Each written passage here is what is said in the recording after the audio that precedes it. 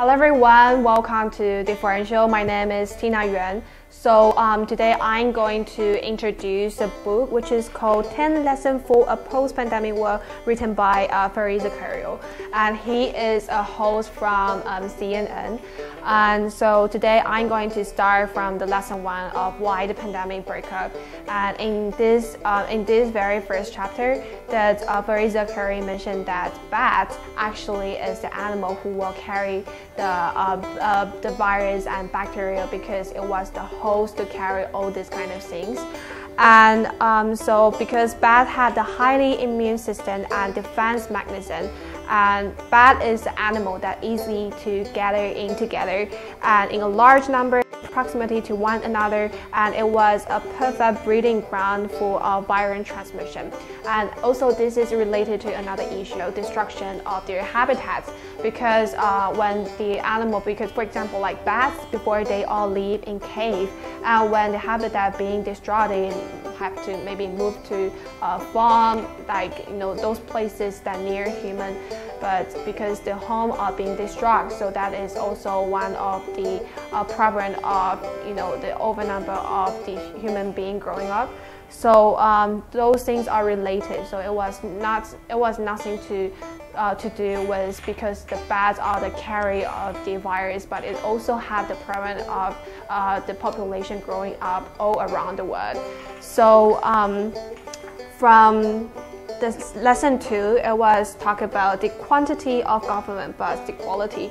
So in Zakaria point of view, that quality are much more important than quantity. No matter how many government sector you have, that how good is this government can run through things is more important than anything. And he was also introduced the American federalism of the laboratory of the democracy, that they compete against each other for investment and the workers, and which is spur growth. But the fragmentation are seen in these kind of system, especially when the pandemic of breakout of the handling COVID-19 crisis. That in this case, Taiwan system are really good of their health cards, and it was also the thing that America effort to create uniform access to healthcare voting. But because the federalism system, that it was kind of really hard thing for each local government combined to a union one. And so there is a lot that being mentioned in this book. Lesson 3 are talking about market are not enough, and lesson 4 is talk about like people should listen to experts and experts should listen to people as well. I think this point are really important because Zakaria in this book mentioned that Taiwan near flawless response was often seen by its VP, which is graduate from Johns Hopkins Medical School.